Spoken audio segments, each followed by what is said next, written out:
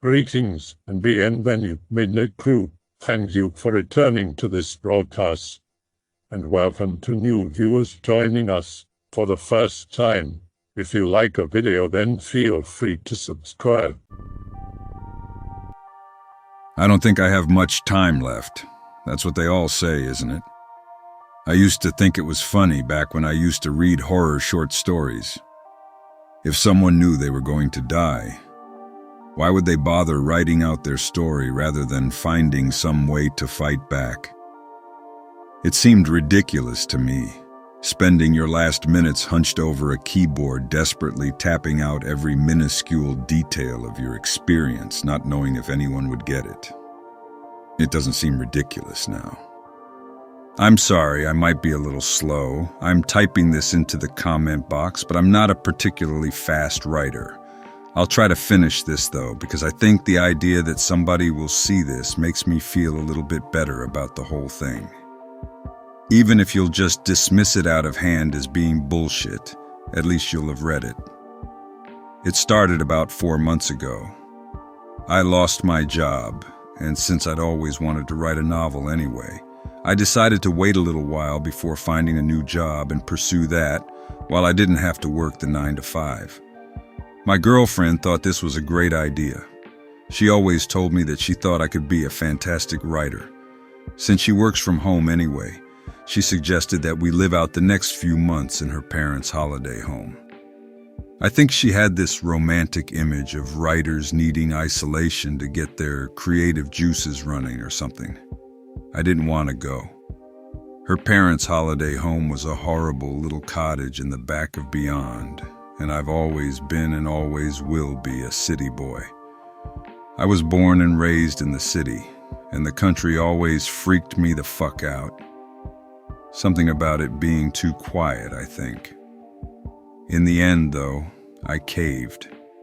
She was just so excited about the idea of living there, and I gave in eventually to her puppy dog eyes. She always did have beautiful eyes. We packed up our car and drove all day, and eventually we reached the cottage. It was an ugly, squat, gray stone building, and the nearest village to it was roughly 3 miles away. I immediately despised the place and already couldn't wait for the 4 months to be over. So we moved in, got all our stuff unpacked, and I was glad to see that the inside of the cottage was well furnished and actually nicer than the apartment we shared back in the city. Then we let our cat out to explore his new home. Now, our cat was a 2-year-old house cat named Maxie. We'd had him since he was a kitten, and we couldn't let him out in the city, so we didn't feel comfortable letting him outside here. We decided to just let him have the run of the house instead. I really loved that cat, so I was the first to notice when he started acting oddly. It started small. He'd just stare into blank spaces in the house for hours, ignoring everything else to just keep looking at various spots. It was never the same place twice, but every time he'd just sit there for hours staring. I thought this was a bit strange, and I took him to the vet, but they said there was nothing wrong, so I just shrugged it off as him being confused about the move. Then he started to, you know that thing that cats do when they see a fly and chase it around the room? He would do that again and again and again, even though there were never any flies. Actually, thinking back, that was probably a sign. We were in the back of beyond, and I never saw a single wild animal. I don't think I even saw any insects. It was just dead. Then one night, Maxie just disappeared. I was utterly bereft. I loved that cat so much. I spent about 3 days looking for him and put flyers everywhere around the nearest village. In the end, I had to concede that I probably wasn't going to find him in this wilderness, and there was no point searching for him anymore. After this, I began to write in earnest. I think it was a grief thing to stop me thinking about Maxie. I'd spend about 5 hours a day typing away at my laptop, and my girlfriend was always so proud when she read over what I'd written. And truth be told, I was pretty proud too. I was doing it, finally doing it, my life's ambition. For about a month or so, life was pretty good. It was about 2 months into it that shit really began to go down. It started early one morning. My girlfriend would always wake up earlier than I did, and it would annoy me to forever wake up to a cold bed. I was never a morning person and would happily sleep in until 1 in the afternoon, unless something woke me. By God, something woke me that morning. I was jolted awake by a terrifically loud, frantic scream from downstairs. Almost before I'd had a chance to register the sound, I was out of bed and running down the stairs, heart in my mouth. My girlfriend was sitting on the floor of the kitchen, cereal tipped all around her, and an overturned carton of milk soaking into her dressing gown. Her eyes were wide open, and she was staring into the corner of the other end of the room. I don't think I've ever seen anyone look that terrified, ever. She was pale as a ghost, and her breath came in small pants, almost sobs. Her hands were clenched into fists, and later I found that her nails had cut 4 little bloody crescents into her palms. I stood in front of her, calling her name, and she slowly focused on me, her eyes still wide. She glanced over at the corner again a few times, then stood up. Her movements were worryingly jerky, and I remember wondering if she was in shock or something. Then she laughed in a way that was so obviously fake it was almost painful. She claimed to have thought she saw something out of the window, and when I called bullshit, we had our first argument in about 6 months. I ended up storming out of the house, going for a drive to the nearest town to go shop, and when I came back, she seemed better. She still wouldn't tell me what she'd seen, but I didn't really want another blowout, so I let it be. She seemed somewhat subdued after that day, but I put it down to us having had an argument. Neither of us were very argumentative people, so I figured that it was just bothering her. About a week went by, and I decided to do something nice for her. So I went to town one day and got candles, roses, chocolates, the whole cliché. She was always a sucker for stuff like that, and next time she went out of the house when we ran out of milk, I set up everything and waited for her to come home. She came back about a quarter of an hour later, and to my dismay, I could see her face drop when she saw what I'd done. She swallowed a few times, looking pale, and just went, I really can't. Okay, I'm going to admit here I was disappointed. I went up to try and kiss her, but she just hissed and jerked back. Her eyes focused on something behind me. I looked around and saw nothing there, and she stuttered some excuse about having a headache. The next day, I decided that I didn't feel like writing and some fresh air would do me the world of good. It looked like it was a really nice day, and I told my girlfriend I'd be back in about 2 hours or so. Now, it may have looked like a nice day, but it was one of those sunny days with a real nip in the air, as my father would always say. I'd come out in only a t-shirt, and after about 3 minutes I realized I would be utterly freezing unless I put a coat or something on. I slipped in through the front door, and immediately I was assaulted with the sound of my girlfriend screaming at something. She kept screaming, "Leave me alone," and fearing the worst, I grabbed the nearest weaponish thing to hand, a sports umbrella, and legged it upstairs. I found her standing in the middle of the bathroom, nobody else there, and as I threw open the door, her face contorted into a mask of such utter horror that I stopped dead, suddenly frightened myself. I asked her what was wrong, and she just replied very quietly that she wanted to go home. She didn't want to stay here anymore. She missed the city.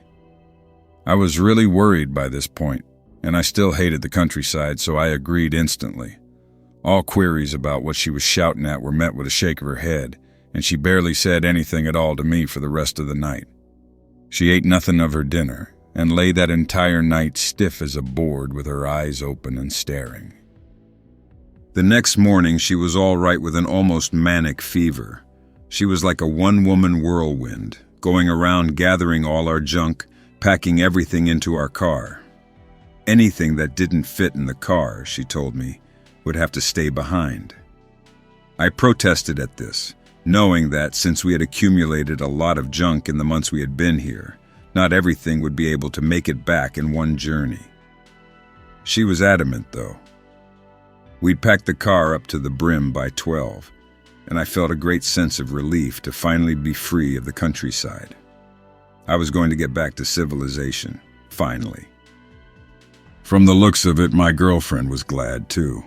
She looked happier than I'd seen her in days, and we both ended up singing along loudly to the radio by the time we got back to the city.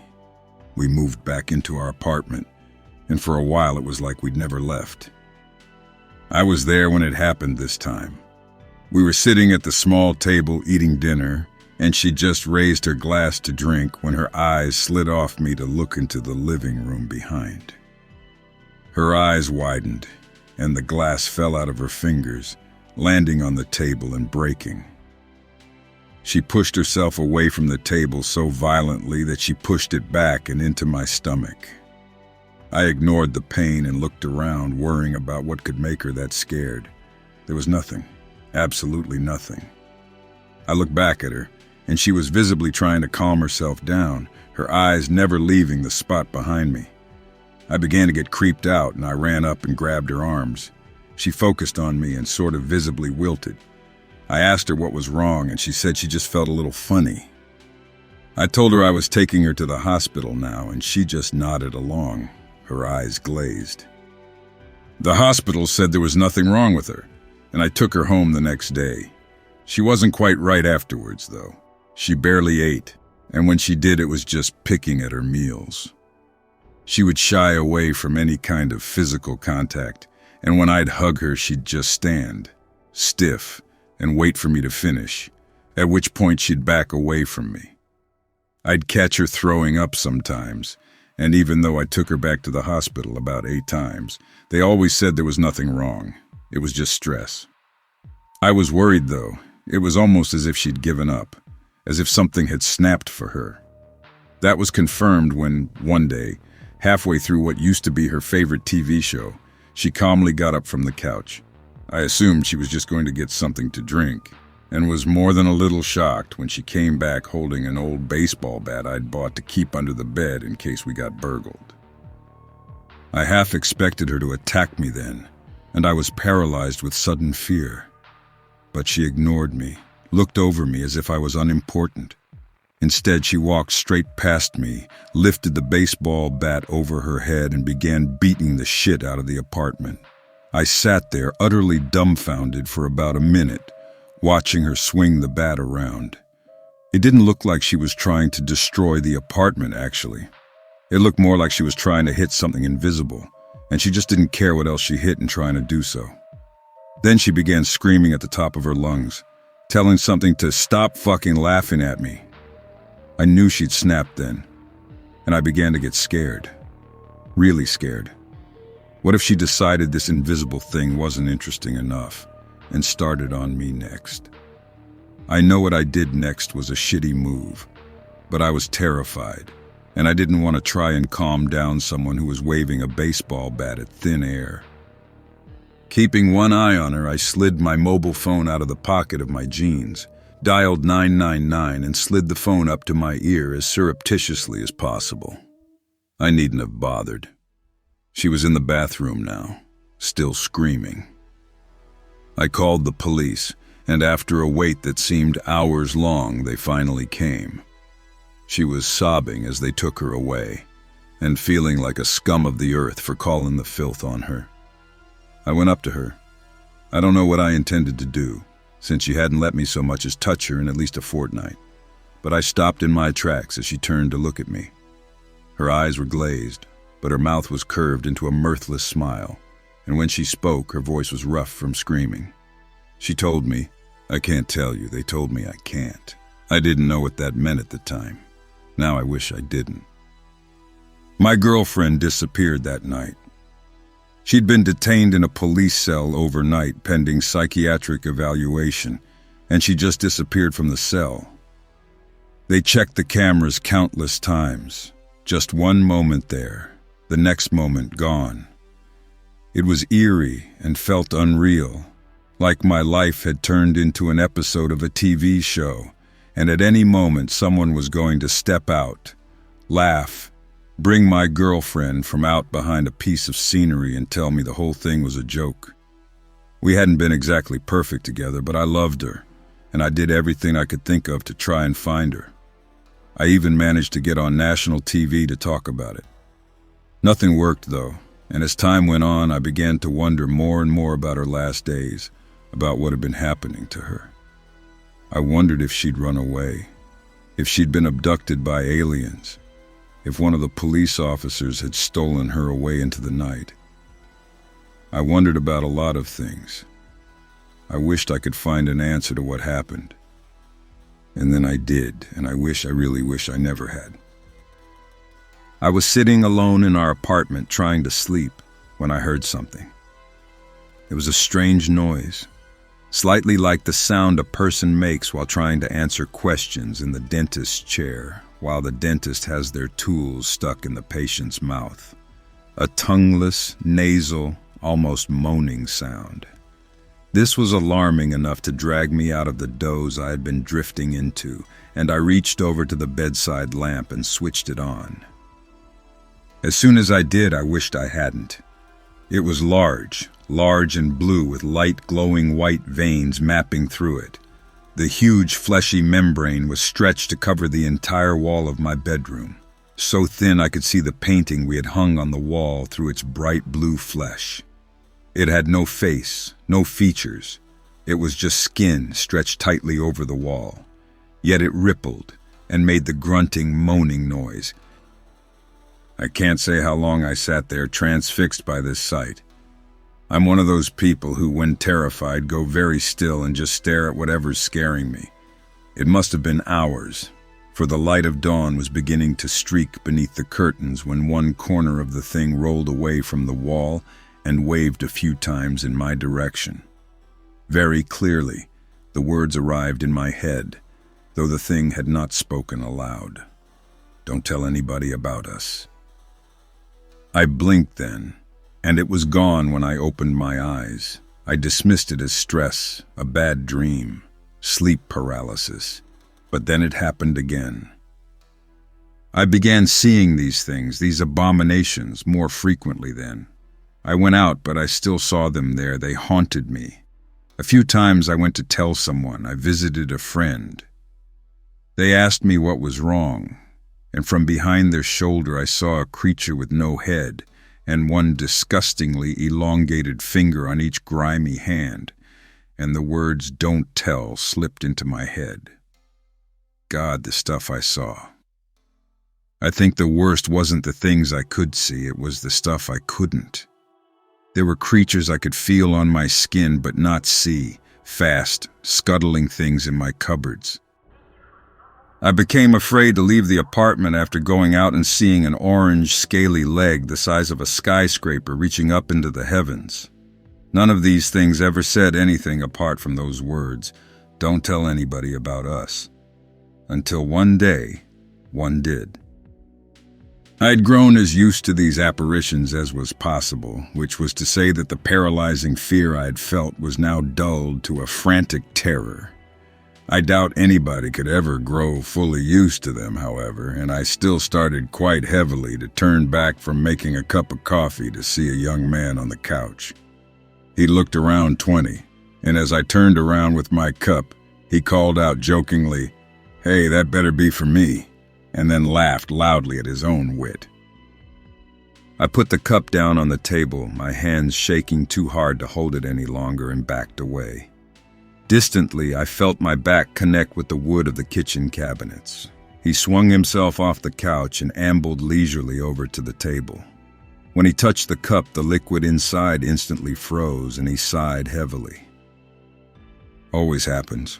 I should know better by now. He muttered to himself before fixing his gaze on me.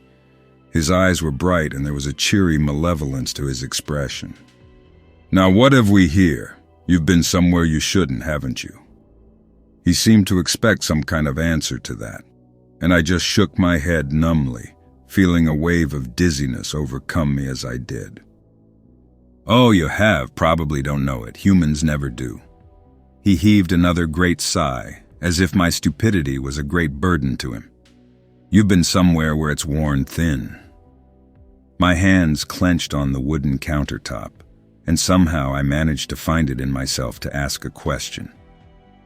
"What's worn thin?" He raised his hand in a flippant gesture. "Oh, reality. It's not that uncommon, and it's just darn bad luck for you, really. You being human and all. No protection against this kind of thing." My mouth felt like it was filled with cotton, and there was a dull roaring in my ears, but I somehow managed to articulate my question. "What kind of thing?" He smiled then, slow and sinister, and his body began to disappear slowly, as if it was a knitted jumper unraveling one thread at a time. He spoke one word to me, filled with such mirth it was like he was telling the punchline to the most fantastic joke ever conceived. Nothing. The last of him unraveled then, and somehow I managed on shaky legs to get myself over to the couch and roll up into a ball there. How long I stayed there, I don't know. I'd woken up in the morning and was in the shower when I felt something on my scalp and looked upwards to see a pitch-black hand covered in coarse black hairs there. It was not attached to any kind of arm. I screamed, and the thing scuttled up the wall of the shower to perch on the rail. I hurried out of the shower, unable to finish washing with that thing there. I saw with some disgust that where the knuckles of the hand should be, there were 4 protruding eyeballs, each milk-white and blind-looking. I rushed into my bedroom, closing the door behind me with a shutter, and I began to fetch my clothes to wear. Suddenly, I felt a caress on the small of my back, and I turned around to see a creature like an upright pig's carcass standing there, one gore-streaked trotter raised towards me. I screamed at it to leave me alone, but it pursued me, and suddenly I got a flashback to my girlfriend, swinging the baseball bat around the apartment trying to hit something that only she could see. I was hit, suddenly, for the first time in weeks, with the memory of her disappearance. I had been so busy feeling sorry for myself that I had almost entirely forgotten about her, and it made me angry. It made me enraged that these things, these abominations against nature, had made me forget the woman I loved, the person I held dearest. I pushed at the thing in front of me, pushed it back, away from me, and grabbed the nearest thing to hand, a chrome table lamp, and bashed in the skull of the thing until I was caked with blood, and the thing had stopped moving entirely. I stepped to the side and vomited, then mostly throwing up bile, which burned my throat and made my eyes water. I felt, more than saw, the things behind me. When I turned back, they were all standing looking at the corpse of the thing. And as one, they all turned to look up at me, those with heads or bodies to turn anyway. I was struck with a sudden and compelling thought that I should not have done that. One of the things, a thing-like spider which sported a large bulbous head and a large mouth framed with needle-sharp fangs, lunged at me, and I managed to knock the thing aside with the lamp. I ran into the front room then, closing the door behind me, and I ran through the living room into the bathroom, locking the door behind me. There was only one creature in here, a thing like a band of living, writhing gray flesh, roughly the size of a large python. I spent 10 minutes beating it until the floor swam with garish pink blood. That's where I am now, in the bathroom. I'm sitting in the bath, tapping this out on my iPad. I suppose I should be glad I kept it in here because I like playing Angry Birds when I take a shit. I don't have long, they aren't very intelligent for the most part, but there are a lot of them, and I figure it doesn't matter anymore. Don't tell anyone. They're coming for me anyway. They're coming for me and I have a lamp, and I'm damned if I'm gonna go easy. Worked at a little Caesar's Pizza in the worst part of my respective town, which put me constantly in contact with the homeless and petty street criminals, drug dealers, hookers, etc.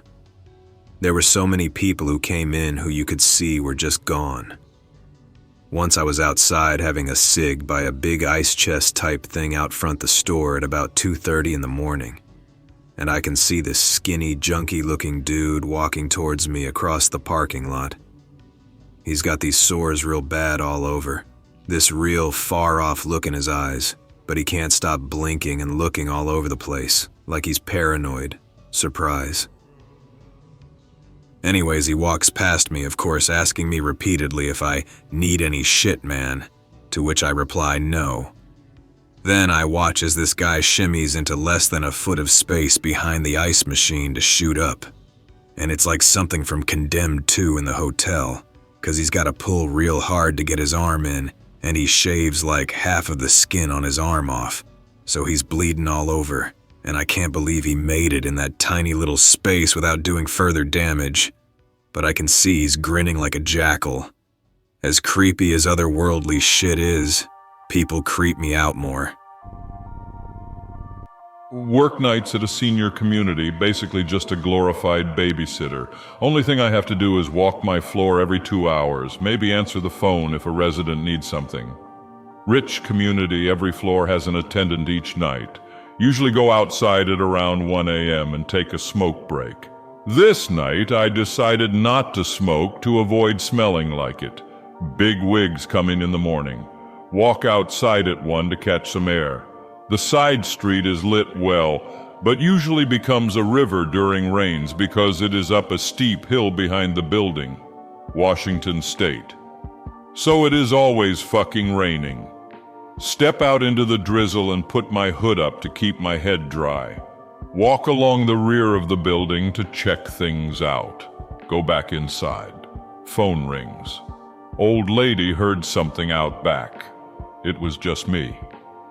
No, she still hears it, a soft humming. I assure her I will check it out, call the desk 1 floor up to alert him to a potential trespasser. Open the door and walk out. Drizzle is now a soft, steady rain. But there was something else. Fuck, I hear it too, .mpeg. Walk out from under the canvas cover over the doorway so I can hear better. Canvas is loud shit when it's being rained on. Hear it louder as I move to the center of the street.